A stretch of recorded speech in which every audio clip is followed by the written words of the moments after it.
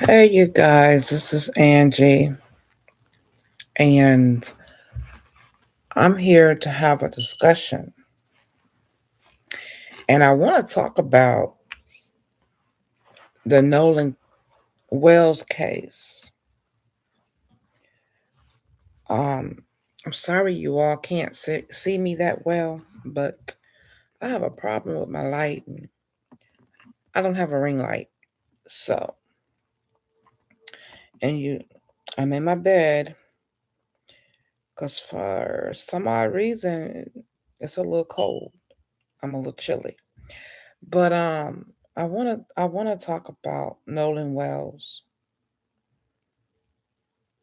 And I know everybody knows about this case. We have heard phone calls about what was going on the boat. And to be quite honest with you guys, I do believe they unalived him on the boat. And surprisingly, um, there has not been an arrest for his unaliving. Now, I know some guys may say there's not enough evidence against those other guys who was on the boat to lead to an arrest. But I feel differently because if it was one of ours who did that to one of theirs, no hesitation, we would be picked up, brought into a station, questioned, and who knows, we probably wouldn't even been able to, go home. So therefore, the guys who unalived him, they are not being questioned by police officers. Um, Several of them went on uh, Officer Tatum's channel for an interview, and I actually watched the interview, and I really don't like Officer Tatum. I really don't, because he will not take up for our people, but he will, kind of like lean to their side. But I mean, I digress from that. I'm getting back to Nolan's unaliving. They know good and well they unalived Nolan on that boat. He did not. He did not stay with Katie like they said he did. He got back on the boat with them to get back to the island, but he never made it back. But the other three or other people who was on the boat made it back to land, but Nolan didn't. They took his phone, they took his car keys, and in the midst of them taking his phone, they deleted everything that was in his phone. They deleted the messages. They deleted the um the data that was in his phone. And when the mother received the phone, they said that everything that Nolan had in that phone was gone. Because I feel like this, they knew what they were doing. All of them who had a hand in it, they knew what they were doing. And if you can just listen to those phone calls, you all would know too. In the background, you can hear a bunch of females, which I didn't think it was any females on the boat, but it was. You can hear them ask if Nolan was dead. I mean, that was y'all can hear it. He was like, "Is they?" She was like, "They was like, is he dead? Oh my God!" And then you heard somebody say, Oh my God, Nolan. No, Nolan. Which I believe, again, they unalived Nolan on that boat. And they had to get him off that boat. So they took him back where they was once at before and placed his body there. And then they got back on that boat and they went home. And then the boat ended up with Warren's stepmother, biological mother. I don't know. They said that it was a stepmother. And then they was out there scrubbing that boat clean 3 o'clock a.m. in the morning. Ain't no way in the world I'd be out there on a boat, cleaning the boat at 3 o'clock a.m. in the morning. So yeah, they done something to Nolan on that boat. They unalived him on that boat. And the autopsy said that he had something like, I guess, a red, something red on the back of his neck, um, when on the back of his head, indicating that he could have been hit, or he could have been, his head could have been held down in water. It could have been anything. Because at this point we don't know, because Mississippi sent his body to Washington without his neck and without the rest of his organs as well. They meant to do that. They meant to do that. They did, because they don't want it to get out how Nolan was unalived. But we all know how he was unalived. We all know it. Nolan was unalived. I don't know. I guess it was four. I guess it was four of them. He was unalived by them four guys on that boat and a couple of white girls. Because I don't buy the story that he was with Katie. I don't buy that.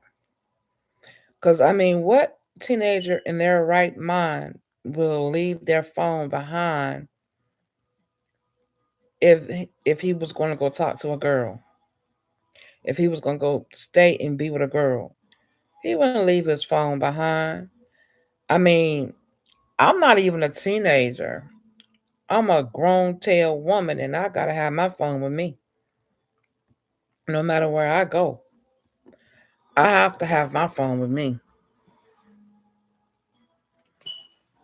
So yeah, I don't buy that story about he left his phone um on the boat, and Wyatt, I don't know how, I don't know. I mean, this whole case has gotten me in an uproar and confused. I mean, Nolan's been gone for what, 3 weeks now? Almost a month now? Maybe 3 weeks. And they still can't pinpoint who did it. I mean, I'm not gonna say they can't pinpoint it. They know who did it, and the ones who did it, they are fighting so hard not to just come out and confess and say, "Yeah, we did it," because they don't want to go to jail. Well, like my mom has always said, "What you do in the dark shall come to the light." And I got a feeling the light is around the corner for them guys. And I did hear about Bart. Bart was supposed to be going to the NFL, allegedly. And he don't want anything to mess up that. And I believe he was on that boat, and I believe he was one of the four or one of the three guys who unalived Nolan. He had something to do with it. Um, I don't know what Tristan, whatever he called Tristan, I don't know what his problem is. And he talking about he was a friend of Nolan's. Um, no. Won't none of them his friend. None of them was Nolan's friend that I can see. None of them. I can't really pinpoint, what happened to Nolan on that boat because I wasn't there. Only thing I can do is speculate and say allegedly it happened. This is what happened to Nolan on the boat. But it's kind of strange that 'cause Mississippi didn't send Nolan's organs or his throat to Washington D.C. And I want to touch on something else too. I want to touch on why they running around talking about Ben Crump lied and they're gonna sue Ben Crump. No, I hope Ben Crump sues the mess out of y'all. I mean, I don't see where Ben Crump, lied at. I really don't. He was just telling us what the autopsy was saying. The independent autopsy was saying, you know. It indicated that he had like red marks on the back of his, skull or neck, indicating that somebody had probably hit him on the back of the head, or indicating that somebody was holding his neck down if they was drowning him. I don't know, allegedly. I don't know what really happened to Nolan, but those three or four guys on that boat and one girl or girls on that boat, they know what happened to Nolan. They're not saying anything because they don't want to, go to jail for what they did. They want to just make it seem like Nolan just unalived himself. And that can be further from the truth. Um, uh, Let me know what y'all think. How y'all feel about this whole situation? And they was also trying to say that we are trying to make it a race thing. Well, no, we're not. The way it looks to me, it is a race thing. It is a black against white thing. Because if one of ours did that to one of theirs, like I said before, it would have been no question. We would be we would be in that sheriff's office or we would be downtown and they would be questioning us. They wouldn't let us go. We'd be there all night. They wouldn't care how long we there. As long as they can pin it on us, they would do it. And those, from my regulations and from what I understand, those boys has not went to a station to be questioned. Only only on Officer Tatum's channel they have been questioned. And I don't trust him and I don't like him because he's not for us. He's for them. In my words and in my mom's words, well, I'm not going to say my mom's words, but in my words, Officer Tatum is an Uncle Tom. He's a raccoon. That's all I can say.